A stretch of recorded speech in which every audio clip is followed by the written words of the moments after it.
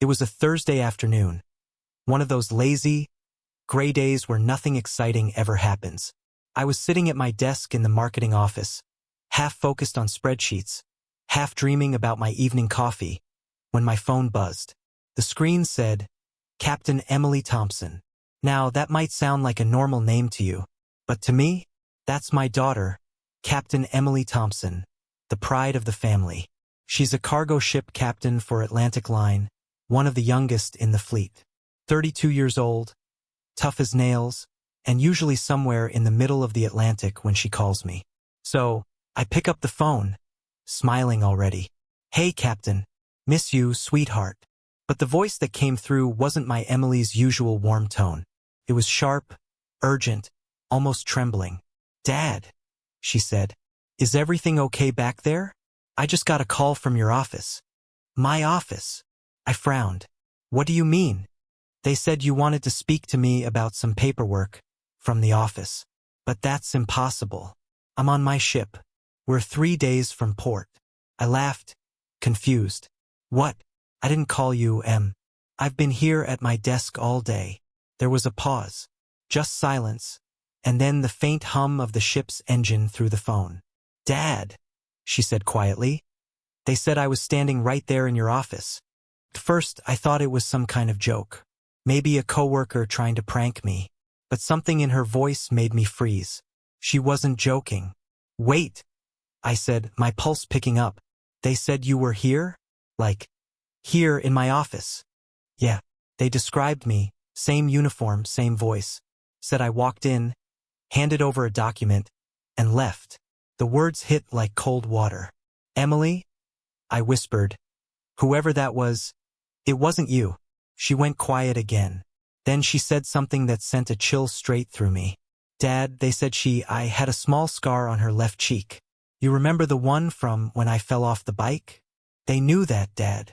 My heart started pounding so hard I could hear it. No one at work had ever met my daughter in person. They'd seen pictures, sure. But that scar? Is barely visible anymore. How would anyone know that? I looked around the office. The low buzz of conversation, the sound of printers, people laughing near the break room. Everything looked normal. But suddenly it didn't feel normal. It felt like someone or something had been here pretending to be my daughter. Emily? I said, forcing my voice steady. Don't hang up. Tell me exactly where you are right now. I'm on the SS Horizon, Dad. You can check the tracker. We're mid-Atlantic, about 700 miles from New York. I turned to my computer, pulled up the Atlantic Line tracking site, and entered her ship's code. Sure enough, SS Horizon, pinging right in the middle of the ocean. So, who or what had just been in my office? That night, I couldn't shake it off. Every sound made me jump. When I closed up my laptop, I noticed something strange. A faint fingerprint smudge on my monitor. A print that wasn't mine. It was small, delicate, like a woman's hand. And right beside it, tucked under my keyboard, was a small silver pin. It was the Atlantic Line insignia, the one captains wear on their uniform collars. I hadn't seen one of those in years, except Emily had given me hers when she got promoted. It was sitting in my desk drawer at home. That's when I felt the first wave of dread roll through me. If my daughter's pin was in my drawer at home, then whose pin was this? The next morning I got to work early, earlier than usual. The office was quiet, the kind of quiet that makes you feel like you're trespassing. The lights flickered on as I walked down the hall toward my desk.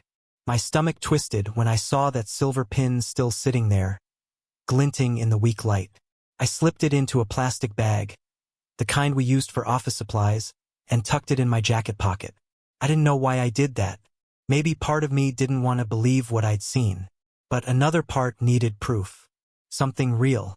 By 9 o'clock, my coworker Sarah walked in with her usual latte and said, "Hey, did your daughter get back to you yesterday? She seemed so sweet." I froze. "Wait, what do you mean?" Sarah gave me a puzzled look. "She was here yesterday, right? Around 2:30? She dropped off some documents. Said you'd know what to do with them." My mouth went dry. "What documents?" Sarah frowned, pointing toward my desk. "They're right there. The blue folder." I looked down. I hadn't noticed it before. A dark blue folder with Atlantic Line cargo manifest printed across the front. My hands were trembling when I opened it. Inside were pages, ship manifests, names, serial numbers, coordinates, all stamped and signed by Captain Emily Thompson. My Emily. Except the signature wasn't quite right. The handwriting was almost identical, but the T in Thompson looped higher than she ever wrote it. It was subtle, but I knew. This wasn't my daughter's signature. Sarah, I said slowly. What did she say when she came in? Sarah smiled a little. Just that she was in a hurry. She said, "Tell my dad I'll see him soon." Then she left. I could feel my heartbeat in my throat. My real daughter was still in the middle of the ocean. Whoever had come into my office wasn't her. But she knew what to say, how to act, even how to smile. And she knew she'd see me soon. That night I called Emily again. She sounded exhausted, her voice crackling through the ship's satellite phone. "Dad, I swear, I haven't left the ship," she said. "I even asked the crew. They'd notice if I was gone."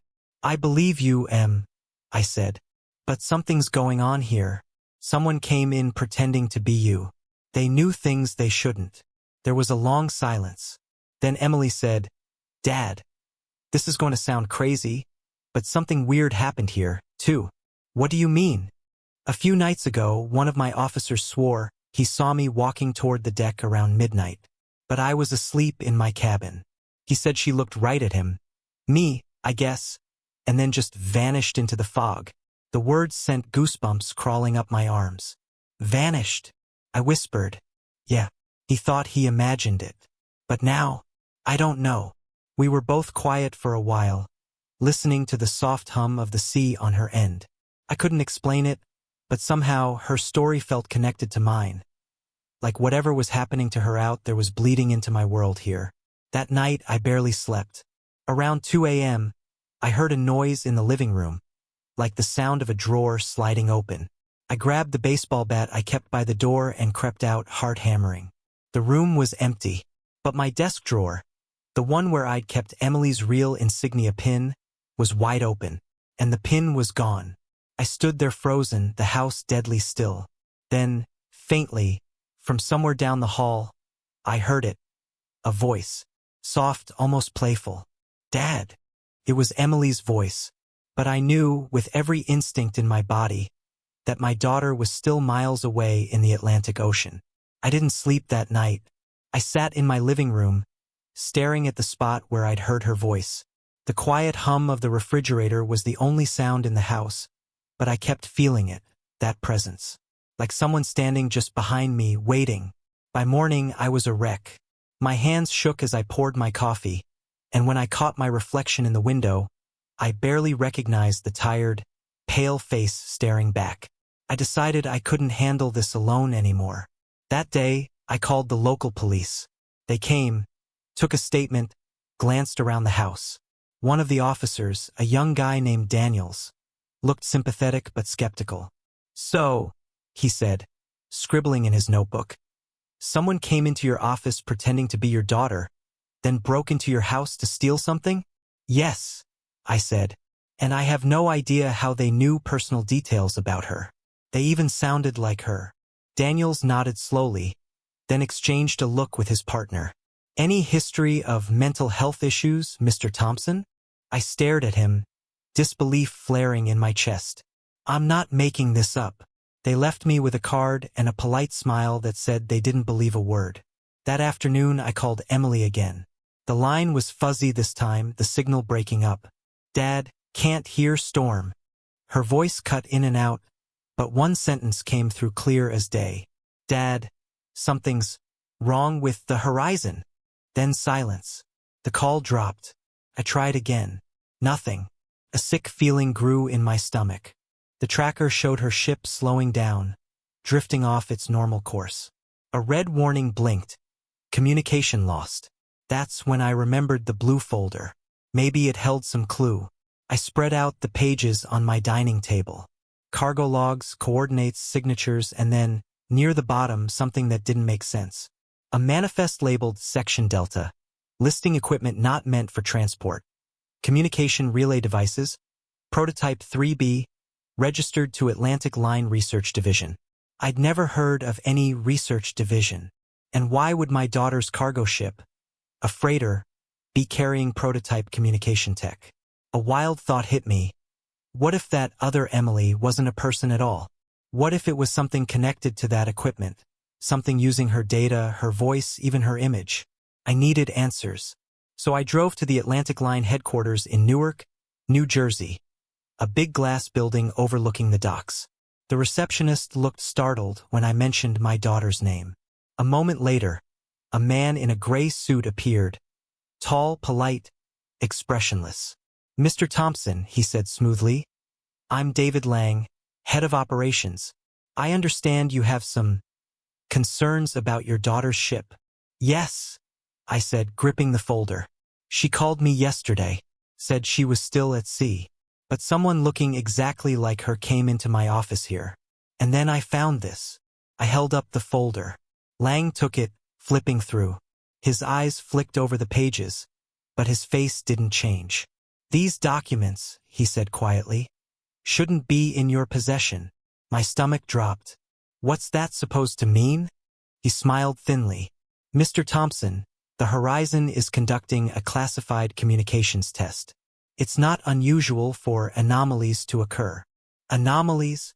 I snapped. "You mean someone impersonating my daughter? Someone breaking into my house?" Lang didn't flinch. "Sometimes the system echoes signals, visual, audio, even biometric. Think of it as a digital reflection." I stared at him. "A reflection that walks into my office?" He hesitated. "You'd be surprised what reflections can do when you look long enough." I wanted to argue, but something about the way he said it made the hair on my neck stand up. I left the building shaken, clutching that folder like it was the only real thing left in my life. That night, I sat on the porch, staring at the stars. Somewhere out there, beyond the horizon, was my daughter, maybe in trouble, maybe worse. And here, on land, something wearing her face had touched my world. When I finally went inside, my phone buzzed. It was a message. From Emily. Time: 11:47 p.m. Text: "Dad, open the door." I froze, staring at the phone. Then came a knock. 3 soft knocks, deliberate, familiar. And from the other side of the door, her voice again. "Dad, it's me. Perfect. Here's the final act of your story. My daughter, Captain, called. Impossible. She's on my ship. Not at the office." This act ties everything together: the truth, the confrontation, and the emotional resolution that brings meaning to the chaos. I didn't move for what felt like a full minute. The sound of her voice, soft, trembling, familiar, rolled through the hallway like a ghost. "Dad, please. It's cold out here."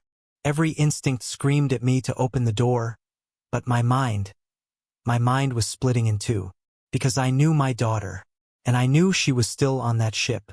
I picked up my phone, my hand shaking so badly I could barely hit the call button. It rang twice, 3 times, then connected. "Emily?" I whispered. "Dad?" Her voice came through, crackly but real. "We're still at sea. Power's down. What's happening? Are you okay?" I felt the blood drain from my face, because the voice on the phone was my daughter, and the voice outside the door was too. "I'm okay," I managed. "Emily, don't hang up. Stay with me." Then louder, "Who's out there?" The knock stopped. The silence was thick enough to choke on. Then a whisper, closer this time. "Dad, it's me. Please, you have to let me in." The phone in my hand crackled again. "Dad, listen to me," Emily said. "If you see me, don't open the door." My breath caught. "What?" "It's not me. It's part of the system. Something we triggered by accident." I could barely breathe. Triggered. Our ship, we were testing the new relay tech. It's supposed to mirror long-distance signals. Voice, data, even video feeds. But it started copying us. First, just echoes. Then, full replications. The system doesn't know who's real anymore. Dad. Outside, the doorknob turned slowly. I backed away. "She's trying to get to you," Emily said. If she gets close enough, she can overwrite the signal. Make you forget who's who. The door creaked. I saw the shadow of a figure, her outline, her height, even the loose strand of hair that always fell across her forehead. Dad? The voice outside said softly, please trust me. And on the phone, my real daughter whispered, Dad, you know how to tell us apart. I blinked, heart pounding. How? When I was 15, she said, her voice breaking. You told me I had your mother's eyes. The real me remembers what color they are. The figure outside leaned close to the window. In the dim porch light, I could see her eyes, pale blue, just like Emily's. But something about them was wrong. Too bright, too sharp, like light bouncing off glass. Green, I said quietly into the phone. Your grandmother's eyes were green. The thing outside blinked, almost confused. Then, its face twitched, as if 1,000 static images were flickering beneath the skin. I took a deep breath and shouted, You're not my daughter. And then the world seemed to glitch. The lights flickered, the air shimmered, and the figure outside dissolved into a cascade of blue light, vanishing like smoke into the night air. The silence afterward was deafening. Dad, Emily said. I'm here, I whispered. She started to cry. They said the signal leak was spreading. Whatever it was, it's done now. We shut it down. The copies, they're gone. I sank onto the floor, shaking, tears streaming down my face. Come home, sweetheart, I said. Just come home. 2 weeks later, I stood on the docks in New York as the SS Horizon came into port. The sky was clear, the sea calm. When Emily stepped off that ramp, I didn't wait for permission. I just ran and hugged her as hard as I could. She was real, warm, solid. My daughter. Dad? She whispered into my shoulder. I thought I lost you. I laughed, a shaky sound that turned into a sob. You almost did. Later that night, after dinner, she reached into her jacket pocket and pulled out something shiny. A small silver pin. I found this on the bridge, she said. It wasn't mine, but it had your name on the back. She turned it over. Etched faintly into the metal were the words, Property of R. Thompson, authorized for link test. I stared at it, a chill crawling down my spine. Dad, Emily said quietly. They told us the test malfunctioned because 2 frequencies, 2 realities, got tangled. The system tried to merge them. She looked at me, her eyes filled with something I couldn't quite name. What if, she said softly, in some version of this, I was the one who never made it back? I didn't know how to answer. I just reached for her hand and squeezed it tight. Outside, the wind howled across the harbor, carrying the faintest echo of her voice, like a whisper caught between worlds. And for a moment, just before it faded, I could have sworn I heard it say, Dad, open the door.